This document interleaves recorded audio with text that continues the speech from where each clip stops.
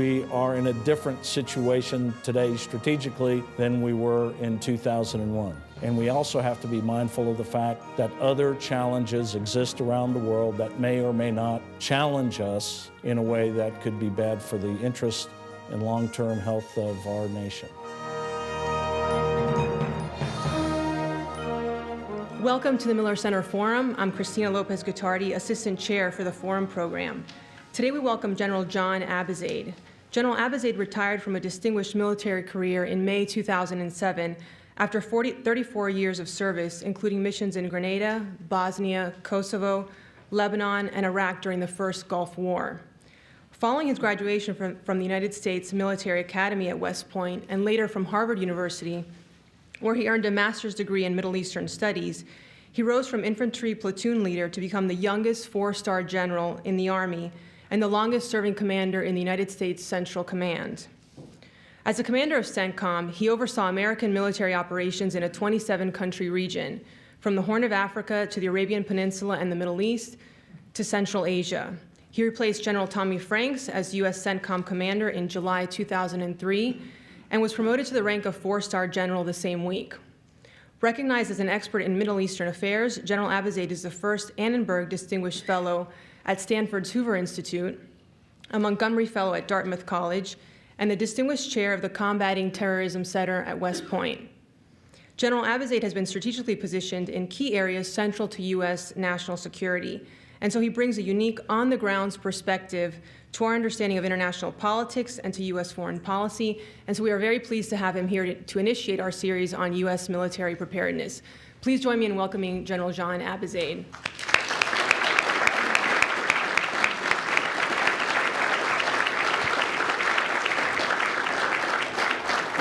Thank you very much. Ladies and gentlemen, thank you. You know, when I was a four-star general, I had about 30 people that used to help me get from point A to point B. Now that I'm responsible for it on my own, you can see what happens. I arrived a bit late thinking that I was speaking an hour from now. So I don't know what would have happened if I'd showed up at 12 as opposed to 11, but I suppose you would have heard a lot from the governor. Thanks, everybody. It's great to be here. It's a very, very interesting time for us in the Middle East right now. I can't imagine that things could come together more than they have, or perhaps you might say not come together so well. But what I'd like to do today is talk about the strategic situation in the Middle East, the U.S. role, the position of our military forces there, et cetera. But I'd like to give you a little bit of background first so you understand. The first time I went to the Middle East was back in 1978. And I served there at the University of Jordan for a couple of years. The Army taught me how to speak Arabic, even though my last name is Lebanese origin. We didn't speak any Arabic at home at all. I knew the culture, but I didn't know the language. I learned the language, spent some time in Jordan, and I was in that part of the world during the Iranian Revolution. It was amazing to see what Islam and Islamic radicalism could do in essentially an instant to change the outlook of people and to move the region away from Arab nationalism essentially towards a much more religious view. And you will have to understand that as I talk about these problems in the region today, that I'll frequently talk about religion, not to be critical of it, but to just make sure that we all understand that the problem in the middle of the Middle East has as much to do with religion as with anything else. And we need to understand that in order to understand the context of our involvement there. After opportunities in Jordan, I went to Harvard University, got a master's degree in Middle Eastern Area Studies, and then I went back to the field, to the 2nd Ranger Battalion, or the 1st Ranger Battalion, and they were singularly unimpressed with the fact that I had just come from Harvard. You may find that surprising, but I did not. And I remember at one point, maybe a year after I'd been in the Rangers, I called the infantry branch chief and I said, well, I'd really like to get involved in a unit that has something to do with the Middle East so I could use my Arabic and my understanding of the region. And he said, son, there's nothing to do with the infantry that you'll find in the Middle East. Well, he was right then, but he's been wrong ever since. As a matter of fact, the strategic focus of the United States Army in my career shifted from the plains of Europe to the middle of the Middle East, probably imperceptibly in the middle of the 1980s. And it has been solidly there ever since. The vast majority of our forces are deployed there. Today, when you count air and naval forces, it ranges anywhere from 350,000 to about 400,000 troops, airmen, sailors, Marines, Coast Guardmen, soldiers, and they have been fighting a very difficult enemy for a long time, and they've been doing so quite successfully. And despite the setbacks that you read about and the despair that is frequently in place in our own media, it goes without saying, at least from my point of view, that we've done pretty well. I've been to Iraq a couple of times since I retired. I most recently came back from there about a month ago. And it is important for you to understand that while all the focus today is on what's going on in Afghanistan, that the situation in Iraq is far from over, and we need to keep that in mind. Let me talk about the area that I commanded. I was either the deputy commander there or the commander for nearly 5 years, so I spent an awful lot of time over there understanding the region, dealing with the leadership, and certainly dealing with the military problems.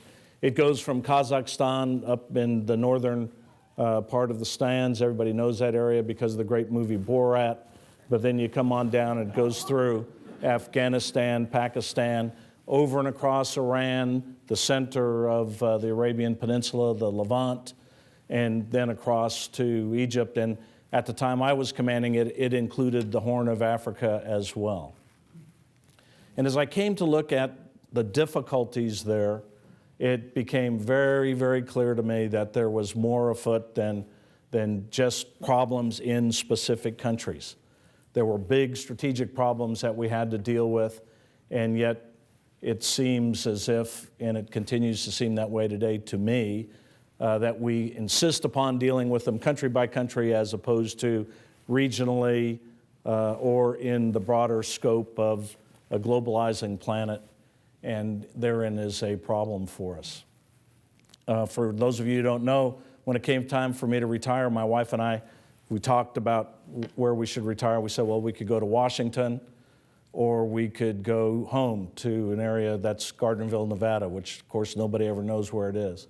And people say, well, why in the world did you decide to retire in Gardnerville, Nevada? I said, well, it reminds me a lot of the Afghanistan-Pakistan border area.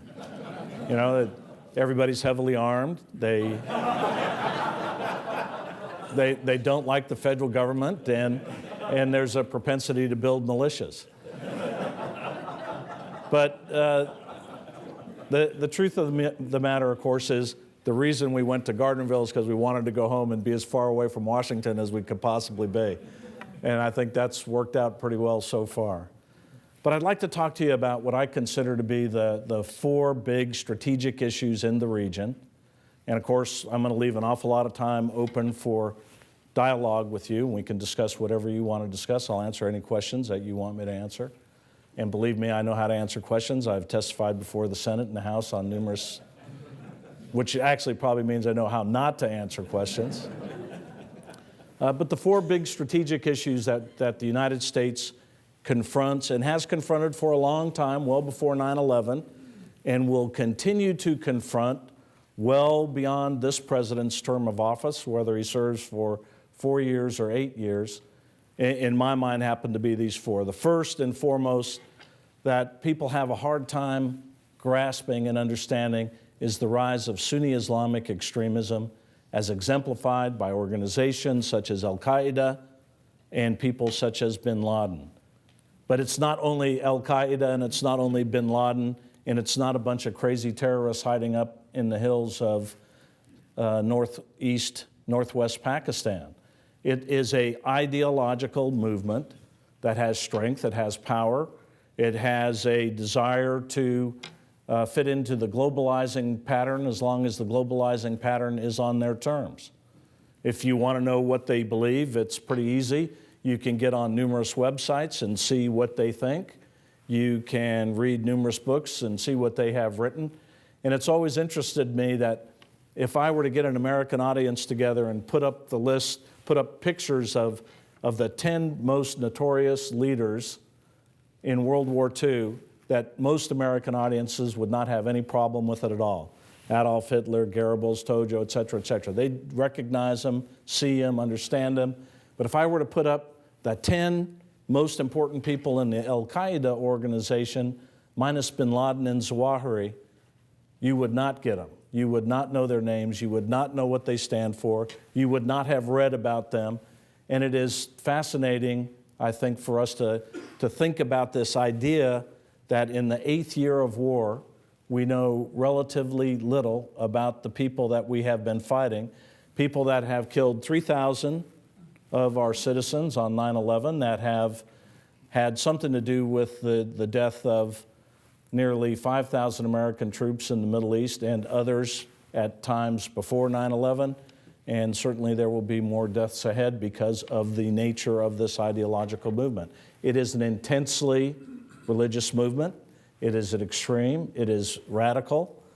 It is not at all mainstream. And if there's good news anywhere, and it's the most important point I'll probably make today, and that is that the vast majority of people in the region don't want this ideology to become mainstream. Yet the ideology is strong, it's resilient, it's in the field. Not only is it fighting in Afghanistan and Iraq, Somalia, Yemen, Saudi Arabia, and elsewhere, but it's figured out how to attack targets that they think are important all over the world. And we could name countless countries: Indonesia, the United States, Britain.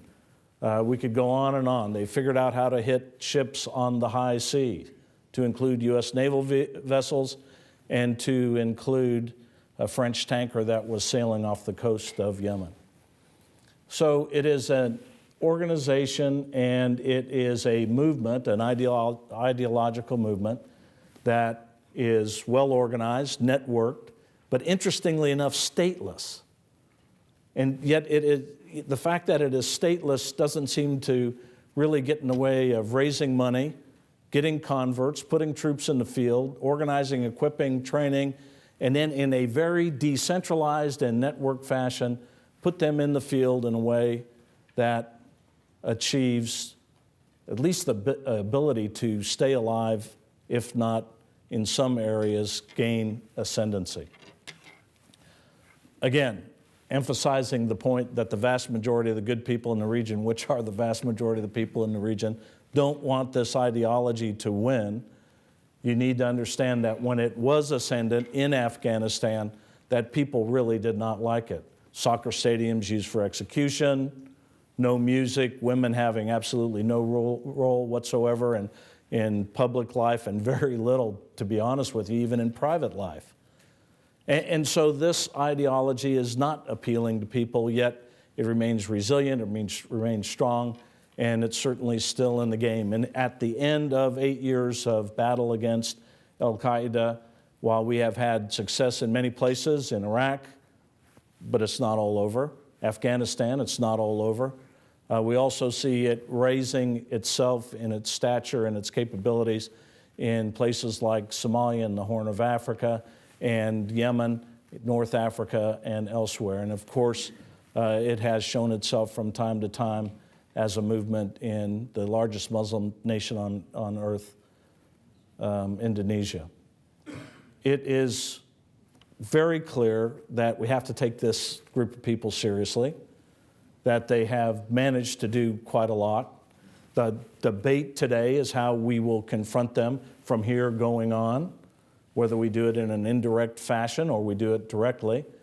We have done it directly for 8 years now, but ultimately it's my opinion, and many others that wear uniforms, that we must figure out how to confront them indirectly by turning over capabilities in the anti-terrorist realm and in governance realm and those areas necessary to gain the support of the people, of legitimate governments. We have to turn over that type of activity to the people in the region and their legitimate governments and help them help themselves against this ideological threat.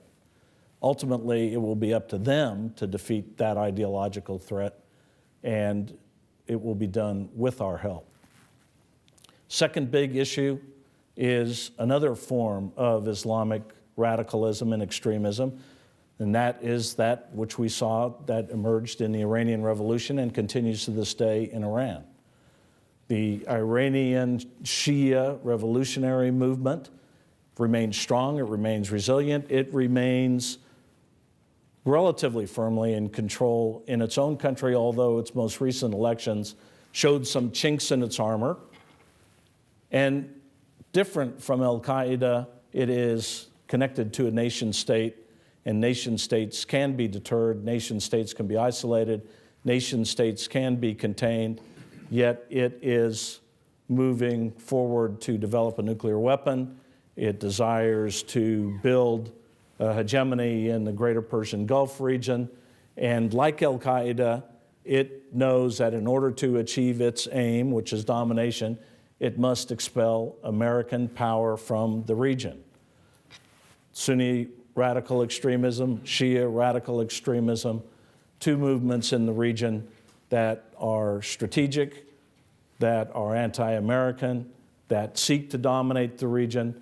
And the worst outcome for us would be that either one of these two movements becomes ascendant in a way that is contrary to our interests or contrary to the development of good governance and accountability in the region, which I believe ultimately will show up there.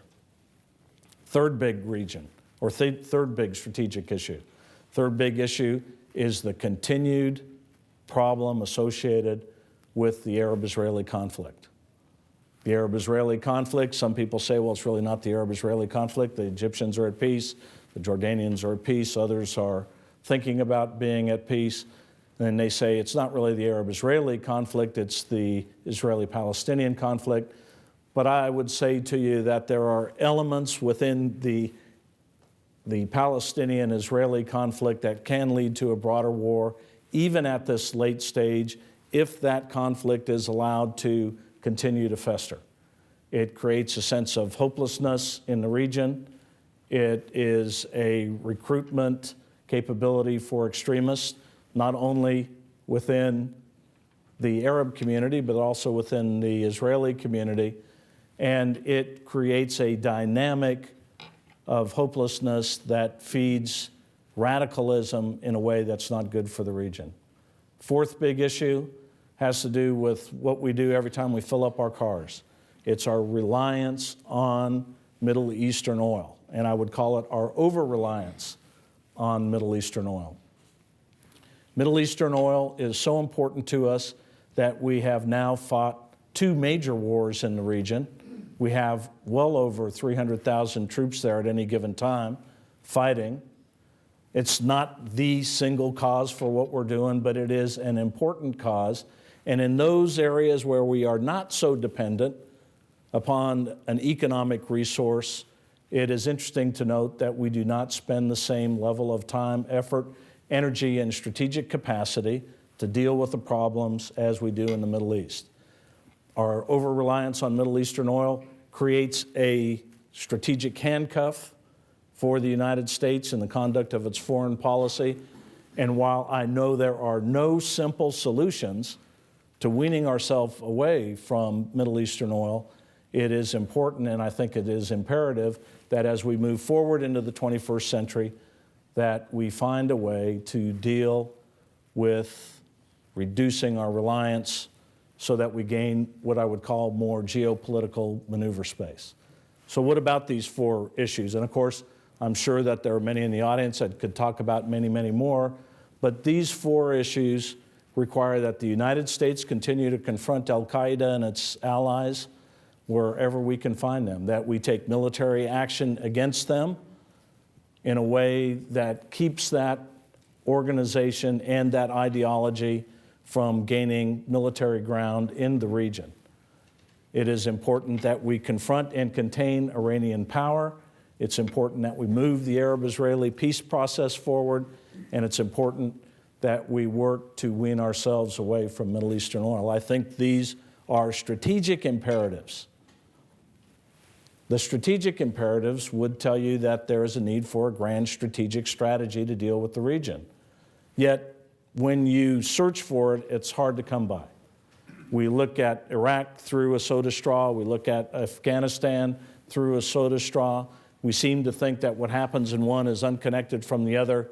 We don't necessarily believe that what's going on inside Pakistan or Saudi Arabia affect the broader outcome in the region, but of course, all of these are intimately connected in ways that are very important for us to understand. Perhaps 20 years ago, it would not have been so crucial that we deal with these issues in a way that makes sense from a grand strategic point of view. But today, the region is already nuclearized. Pakistanis have nuclear weapons that may or may not be safe. The fact that I would even say may not be safe should send a certain amount of chills into the audience.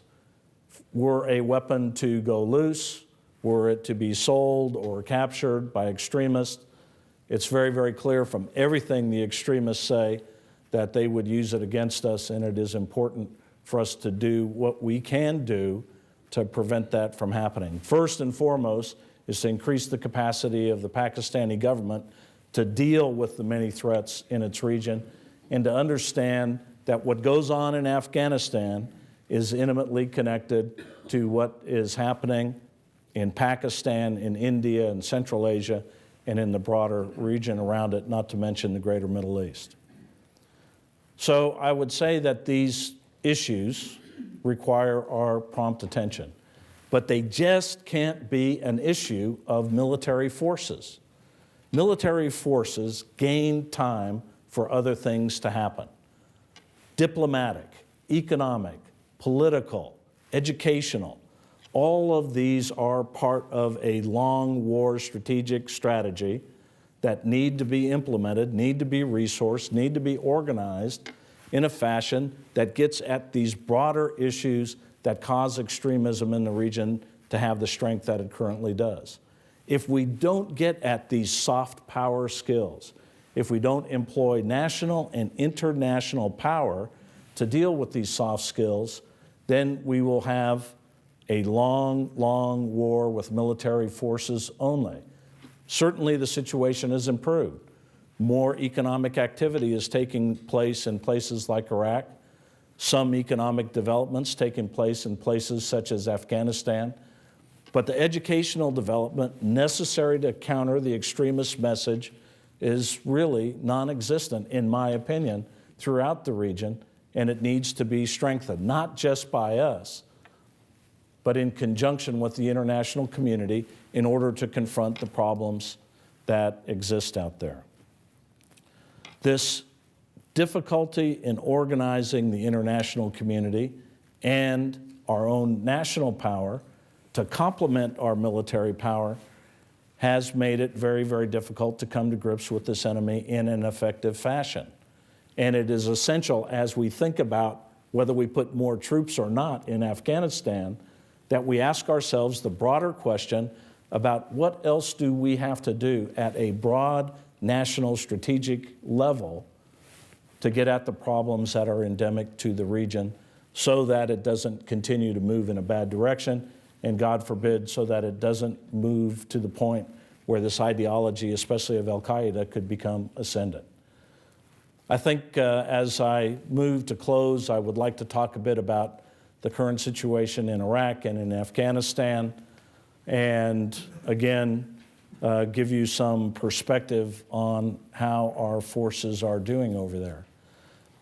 Certainly, just having come from Iraq, like I said, about maybe a month ago or so, and having spent some time with our commanders there in my capacity as a retired officer that looks around and tries to help them think about the tough problems that they've got to deal with, that we have made remarkable progress.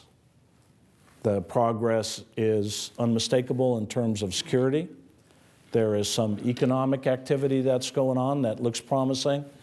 The Iraqi armed forces are certainly better than they were 4 or 5 years ago, and they are taking responsibility, and the government is trying to move beyond its sectarian challenges towards being more inclusive of the broader nation state of Iraq. Yet, all those things having been said, it remains fragile, and in the words of General Petraeus and CENTCOM, it remains both fragile and reversible. Well, what are the sorts of things that could reverse it? Well, certainly some sort of armed conflict between Kurds and Arabs. Certainly some sort of renewal of sectarian violence between Sunni and Shia. An election that becomes illegitimate in the eyes of various sectarian groups, or an election that is complicated by corruption. And this election period is coming up in January. Of course, it's not the election. That's the period of difficulty. It will be the period leading up to the election. Then there'll be an election. And then, if it's any example that we've had there before, there'll be a long period, unfortunately, while sorting out all the different parties goes on there and a government emerges. And of course, as a new government emerges during a period of weakness, it provides exactly the type of opportunity for extremist groups to move forward in a way that's not good for the country. There are plenty of people that would like to wreck Iraq. Al-Qaeda is on the top of the list.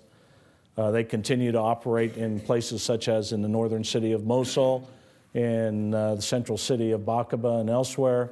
They are certainly down, but they're not out. And it is important for us to understand that it has always been difficult to finish this movement militarily. You can suppress it, but ultimately it will have to fall to the good people of the region to figure out how to finish it and make it go into the dustbin of history. But we're a long way from that. Our troops left the cities on the 30th of June. They moved themselves into regions that are less susceptible to occupation. And they continue to work very, very closely with the Iraqi armed forces. There's a good relationship between our advisors and the Iraqis, yet there is not what I would call a good feeling of liberation among the Iraqi population. They feel like our stay there has not been good for the country. They want us to leave. But on the other hand, they're cognizant of the understanding of the problem that the rapid withdrawal of American forces, especially around that election time period, could be problematic for them because they're not quite sure how, in a moment of real sectarian strife, the armed forces might perform without having the backup of American power behind them. I think there's a good chance that Iraq will stabilize, but there is a reason why the commander there has continued to keep his force levels and ask for his force levels to stay robust. In Afghanistan, the situation, of course, is somewhat different. The situation has deteriorated. The number of forces there have gone up substantially from what they were. And it should come as no surprise to us that when we made the decision to surge in Iraq, that we were accepting military risk in Afghanistan. Unlike World War II, we have decided to fight this war without mobilization.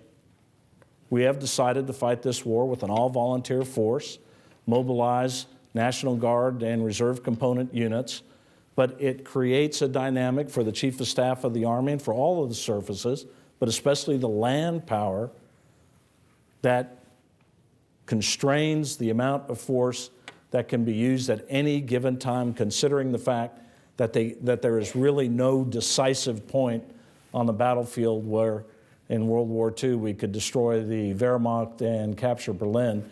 Here we have to outlast insurgents in difficult and tough terrain for probably a long time to come. Afghanistan, of course, has come into the public light as a result of the request for forces from General McChrystal.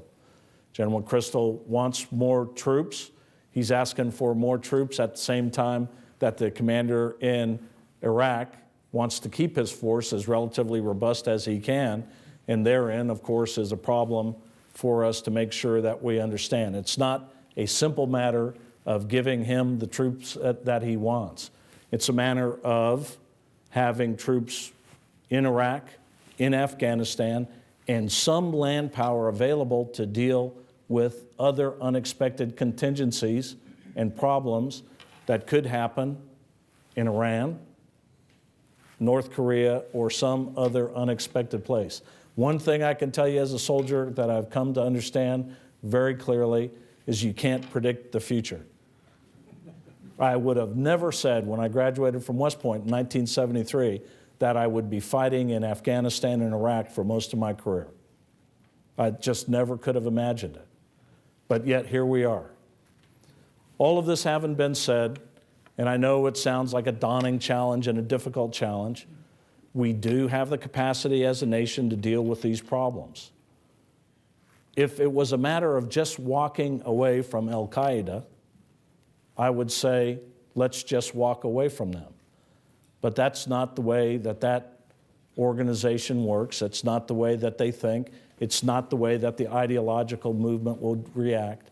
It would react to move in a much more aggressive manner throughout the region and ultimately move us into a much worse strategic position. Now, as we move forward, we are in a different situation today strategically than we were in 2001. Between 2001 and about 2007, we spent in an unconstrained fashion to deal with the problems that we found abroad. Today, we can't do that anymore. We have to be mindful of our resources during a period of financial constraint. And we also have to be mindful of the fact that other challenges exist around the world that may or may not challenge us in a way that could be bad for the interest and long-term health of our nation. I am very proud of what our armed forces have done over there. I think they have done a great job under difficult circumstances. My son, my daughter, my son-in-law have all served. A couple of them served over there. One of them was wounded over there. It is a tough fight. It's a difficult fight. It's not a matter of our incompetence that we haven't won yet. It's a matter of a resilient, resourceful, and dangerous enemy that we have to make sure we understand how to deal with. As the debate moves forward in Washington, we need to beware of the simplistic notion that it's only a matter of more troops or less troops for Afghanistan. The issue is strategically, how do we move ahead from here? And I think it is a very good thing that the administration has taken a time out to ask that most difficult question. I only hope that they're not just thinking about Afghanistan, but the broader region as a whole.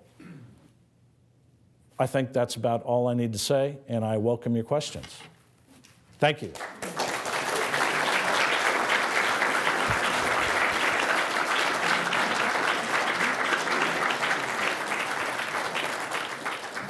Thank you, General Abizaid. In a few moments, I'll head to the back of the room to begin taking questions. So I invite all of you who have questions to please line up in the back with me. But let me begin the conversation by mentioning last year, Foreign Policy Magazine and the Center for New American Security published a study titled the U.S. Military Index. It was based on over 3,000 surveys of current and former military officers, and it reveals that over 60% feel that the military is weaker today than it was 5 years ago. I was hoping that based on this, you could share your thoughts on what are the sentiment within the ranks, and again address this issue more generally of U.S. military preparedness in terms of current commitments and in terms of future adversaries. Great question. From a strategic flexibility point of view, we have a lot of flexibility in our air and our naval power. It is not what I would call overcommitted, although it is heavily committed. We could deal with other problems with a very, very robust capability of air and naval power. Our ground forces are stretched thin, and they are stretched thin in many different ways. They're stretched thin numerically, and you need to understand the Army's point of view in particular, and I'll talk about the Army since I'm a former Army officer. It is true that you are either in Iraq or Afghanistan recovering from Iraq or Afghanistan, or getting ready to go to Iraq or Afghanistan. In other words, you can understand when you have a long war situation on your hands that you must rotate your forces, and that rotational base requires essentially 1/3 commitment of the force, 1/3 preparing the force, and 1/3 reorganizing the force that's come back from difficult combat. My father went to war in February of 1942. He was in the Navy. You may wonder why I went in the Army. It's not because of the Army-Navy game, I can assure you. He went in February of 1942, and he came back in August of 1945 or so. And he only came back maybe once or twice for some schooling or leave. I'm not even quite sure that he really came back to the continental United States. I think he came back to Hawaii. My son-in-law, who is now a company commander in one of our special operations units, has a year of duty in Afghanistan and about the equivalent of 3.5 years of duty in Iraq. And he was wounded in Iraq fairly seriously, recovered and went back to Iraq. My daughter, who's a soldier's daughter, 2 little kids, 2 grandkids, great little kids, you can imagine what she thinks about that. And as they look forward, there's more prospects of that. He's not afraid of it. She's not afraid of it. But on the other hand, these demanding deployments, my son-in-law, more years in combat than my dad in World War II. And my dad in World War II had the whole rest of the nation behind him because they were all mobilized. My son-in-law does not. He's got a volunteer force behind him, which accounts for a small group of people. That having been said, we've yet to really lose a tactical engagement in either Iraq or Afghanistan at the platoon level or below. It's a remarkable, remarkable statement militarily. The force is robust, it's capable. I just came back from a course of the new brigadiers there at Norfolk, Virginia, that are the Joint Force new brigadiers, and they're pretty committed people. They're very tough, they're very capable. But on the other hand, it's essential that we figure out how to restore strategic flexibility, because we will need land forces for something else sooner or later. We have artillery units that have not fired artillery weapons in a long time. We have tank units that haven't exercised with their main tank guns. And while none of us necessarily expect a conventional war, the ultimate guarantor of the nation's independence is the armed forces' ability to be able to fight against a major opponent. That training capability has to be restored. So, yes, there are strains, yes, there are stresses, but when you think about where the armed forces is today after 8 years of war, on the positive side, they have developed a skill in tactical competence that's really unequaled, I think, since the days of the Roman Legion, and that is not a minor thing. The junior officer corps, the senior non-commissioned officer corps, these are the people that fight our battles, that lead our battles, is getting very, very tired. And we've got to figure out a way how to take care of them. And finally, most importantly, we've got to figure out a way to take care of our veterans when they come home. Got to put our arms around them, got to help them find a job, got to make sure they know that they're going to be okay in our communities. We can't just let them come back and fall through the cracks. And while that hasn't happened a lot, it happens more than it should. General McChrystal is conducting what some may consider to be a rather open public campaign for new additional troop commitments in Afghanistan. And on CNN, in response to a question from John King, the National Security Advisor, General Jones, gently called him down and said these appeals ought to come up through the ranks. This raises the question, how well informed should the public be about the debate that may be going on among our military leaders, and what should be the role of the public in making these decisions? Well, I don't know the circumstances as to why this has become so public. it could be because of the leaks that have taken place, where the commanders in the field and the Central Command commander and the chairman of the Joint Chiefs felt that they had no choice but to make a comment about it, which is unfortunate because you would hope that secret military communications between commanders in the field and people in Washington would stay private and not public. But again, you know, my view is, and I'm not going to speak to the circumstance of General McChrystal because I don't know all he's dealing with. My view is that military advice, which is the hardest thing that senior military leaders have to do, which is talk to the commander-in-chief in a way that allows the commander-in-chief to understand the situation and give their advice, then will receive their instructions or have a dialogue where the civilian instructions are given. And that almost always in my career has been done in private. And then once the decision is arrived at, you salute smartly. And if it's a legal or lawful order, you say, that is what we will do, and we'll do it to the best of our ability. So the public nature of this is rather exceptional. That doesn't mean that it's unprecedented, it's happened before, but it is exceptional. And I would say the public certainly needs to be informed about what's at stake, but I think if you're to dig into the debate that's going on, it has to do with how much of the force will be strictly applied for combat, U.S. combat missions only, versus how many will go to work on the Afghan National Armed Forces. What kind of strategies will we use to get the rest of our soft power into the fight that's still not quite into the fight the way we'd like it to be?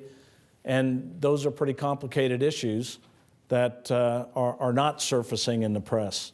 Again, we've oversimplified it, as we tend to do, and sometimes it's difficult for people in Gardnerville, Nevada, or people here in Charlottesville to work their way through it. You know, stay informed the best you can.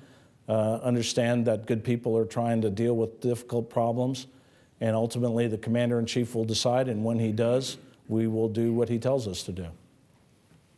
Thank you very much, General, for your service and for your wonderful talk.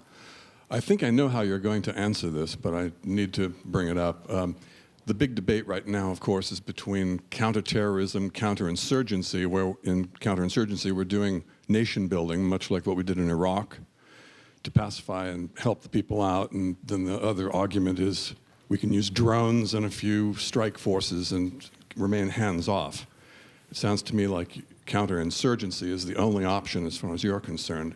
But if it comes down that counterterrorism is the option that's chosen, would it be better for us just to leave, or do we have to stick with that? What's your view? Well, I don't think there's an option that would allow us just to leave. And it's a great question about counterinsurgency versus counterterrorism. In the opening days of after 2001, I was the Director of Strategic Plans and Policy on the Joint Staff, and I recommended to my bosses, the Chairman and the Secretary of Defense, that the strategy that we use in the Middle East avoid at all costs what I would call an occupation strategy, because an occupation strategy would be very, very difficult in the Islamic world. That doesn't mean that they said, no, I'm wrong. There was a pretty robust debate about how to do it. But ultimately, in order to have a counter-terrorist strategy, you have to have good intelligence. Matter of fact, you have to have excellent intelligence, superb intelligence.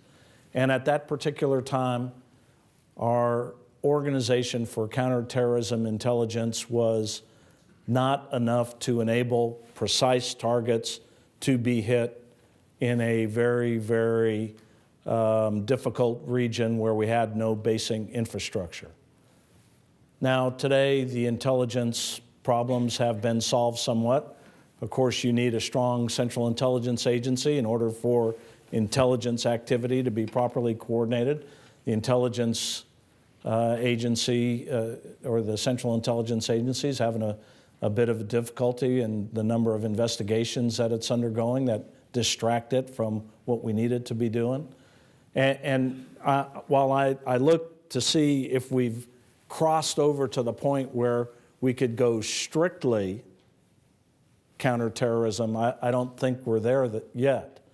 I think the combination is partnership with our friends and allies in the region, some limited basing infrastructure that would allow you to move forward effectively, very, very robust intelligence. Right now we do that on a thick architecture that is provided by our conventional forces. As that loosens, it is difficult to gain the necessary situational awareness to get after the counter-terrorist problem. Is it possible? I mean, ultimately, I think we have no choice but to move to a counter-terrorist strategy and have much less of an occupation where we become indirect. But from where we are now, I think it requires stabilization in Iraq, stabilization in Afghanistan, and confronting the problem where we see it raising its ugly head elsewhere. First, I'd like to thank you and your family for your service to the country. Secondly, I'd like to say perhaps you should reconsider and move to Washington and share some of your insights with the powers that be. No, thank you. You never know unless you ask. Not provided by internet or Internet, something. okay. My brother was the first boy from the state of Maryland killed in Vietnam, so I've always felt a very special feeling for the soldiers. And ever since this war started, what I cannot understand is why did we send volunteer troops who we used to call weekend warriors, rather than our highly trained Army 24/7 fighting machines over into this battle? Thank you. Well, thank you, ma'am, and thank you for the service in your family as well. Our 24/7 armed forces is totally engaged, and they have been, but they can't be engaged without the reserves and the National Guard. There's not enough of us to do it on our own. And so, as a matter of fact, I would say that our weekend warriors are no longer weekend warriors. They've become very trained and hardened professionals, and we ought to be proud of what they have accomplished. The Chief of Staff of the Army wants to get to the point where for every 1 year deployed, you have 2 years off so that you can reconstitute your thinking and brush yourself off, get to know your family again, get yourself reorganized. And his goal is for that in the reserve components, I think, to be either 1 to 4 or 1 to 5. But we're a long ways from that. Right now, it's probably closer to 1 to 1. And if we increase the force ratios in Afghanistan without substantially reducing them quickly in Iraq, that is liable to get even more challenging. So the total Army and the total Marine Corps, all of the armed services, are pulling their share of the load. And I'm, like I say, very proud of what they are doing. What I'm not satisfied with is the degree to which other elements of national power, from the diplomatic, political, economic, educational, you name it, agricultural side, have been used to deal with these problems. Our provincial reconstruction teams in Afghanistan are designed to be multi-agency, and very infrequently are they truly multi-agency. It's better now than it was, but it's not good enough.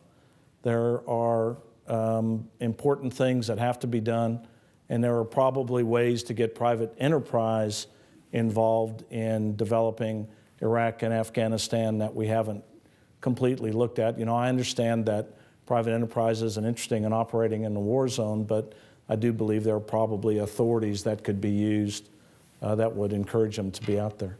You have talked about al-Qaeda, but you have not mentioned the Taliban. Can you explain to me the relationship, the difference? Who are we fighting? Are we fighting them both? Whatever, because I'm very confused between the two. Thank you. And I should mention the Taliban because, of course, and thank you for that question, because it's an important point. The Taliban is a movement. It's an Afghan movement. It's primarily Pashtun. It's intensely religious. It's radical in its ideologic orientation, and it is well aligned to Al-Qaeda. If you'll recall, in 2001, Al-Qaeda had a safe haven in Afghanistan thanks to the protection provided by the Taliban. Taliban and Al-Qaeda continue to draw funds from some of the same sources, draw ideological inspiration from some of the same sources. And it is also true that part of people that call themselves Taliban are tribal people that are not ideologically oriented, that are not committed to Osama bin Laden, and have more of a anti-American or anti-Western approach because of what they regard as the occupation of their country by people that are not Muslim. And so it's a complicated situation. There are parts of the Taliban, and even within the Taliban, there's mainstream Taliban and there's other organizations that are run outside of the framework of the Taliban, such as Hekmatyar and Haqqani, that operate in the northeastern part of Afghanistan and north central part of Afghanistan. So I think it's clear that there are opportunities for the Afghan government and for the international community, for the Pakistanis and others, to look for ways to deal with parts that are willing to reconcile, willing to reduce the violence, and willing to be part of a better future. Certainly Al-Qaeda is not reconcilable. And you should understand that in the ideology of the region, that the leader of the Taliban, Mullah Omar, is regarded as the commander of the faithful. And while we may chuckle at that title, the people that are fighting for him do not. And he's the commander of he is essentially the person that people swear loyalty to before bin Laden. So tough connections, but not connections that are unbreakable. Just like in El Anbar province and in various places in Iraq, once we decided to work our way through some of the difficulties associated with allegiances there, we had some success. I think that might be possible as well in Afghanistan, and I'm certain that people like General Petraeus and General McChrystal are thinking in that direction. First, I'd like to thank you and your family for your service to this country. My question has to do with your comments on Iran. So since Iran's war with Iraq in the 1980s, the regime's been very concerned about security, and that's sort of driven its approach to the region as a whole. And in recent years, the United States has made comments regarding regime change in Iran and our desire to see regime change. Do you think that Iran's pursuit of a nuclear weapon is for deterrent value in an attempt to sort of defend itself from a perceived insecurity rather than an attempt to dominate the region or try to extend its hegemony? Well, that's a wonderful question. And my personal view is that the mullah-led government of Iran desires to dominate the region.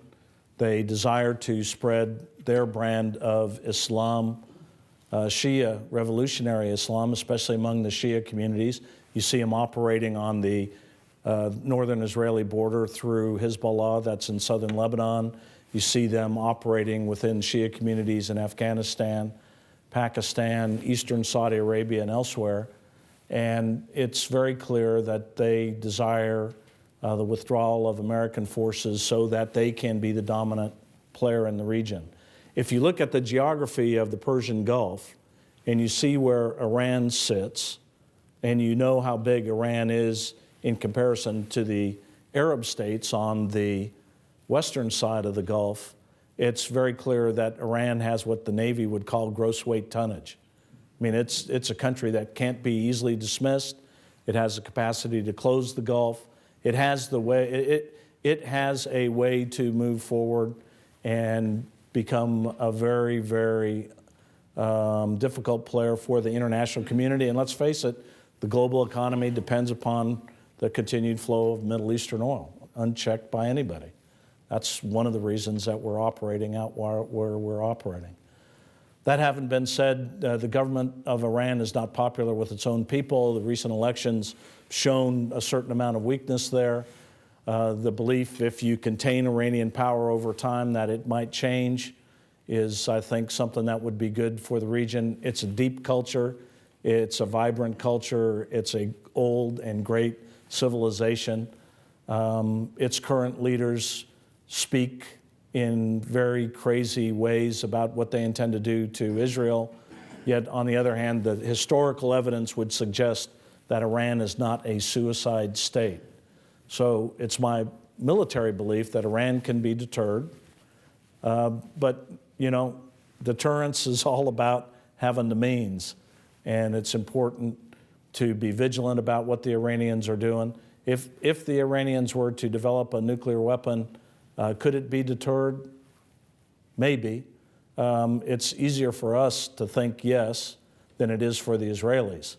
For the Israelis, it is an existential threat that, that really can't be easily wished away. And they will have to work with us and others in order to confront this.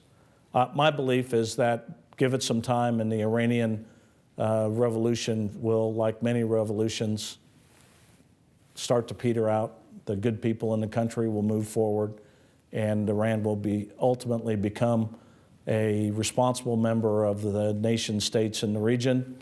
But it won't happen if everybody just leaves them alone to do their craziness, which is what they're doing right now. If we had not invaded Iraq and concentrated on Afghanistan, would the situation over there be better, worse, or who knows? Well, who knows? All I know is we did what we did.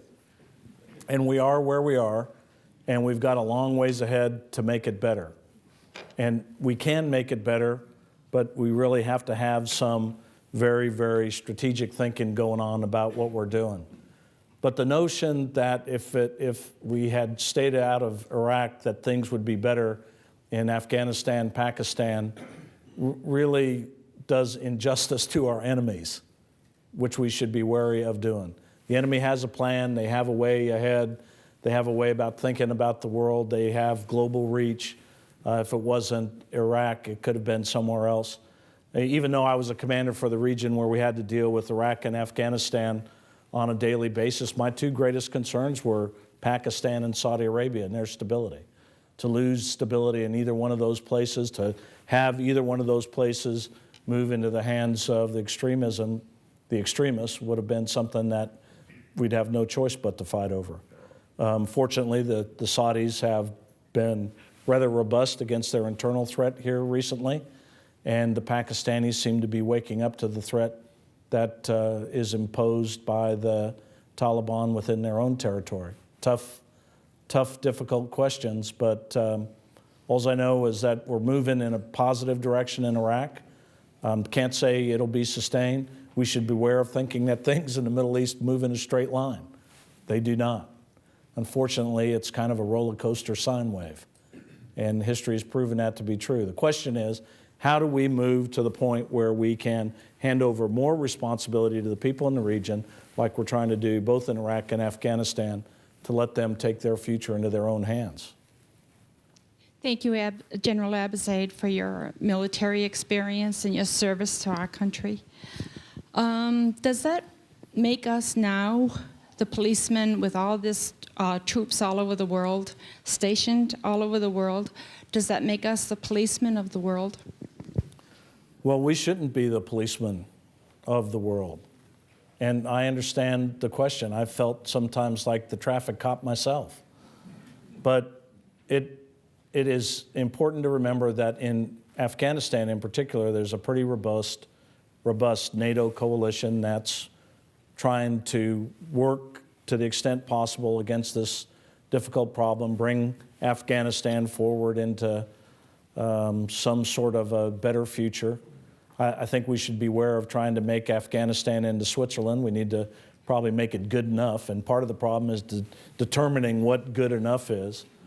But also, we have to understand that in Afghanistan, it's not just us that have an interest in its stability. It's Pakistan, Iran, Russia, China, India, and we need to figure out a way how to ensure that those countries play a responsible role in that stability and not us just working it alone. So in the future, not only are we going to have fewer resources and more competition, but we're going to have a need to be much more engaging with friends and allies.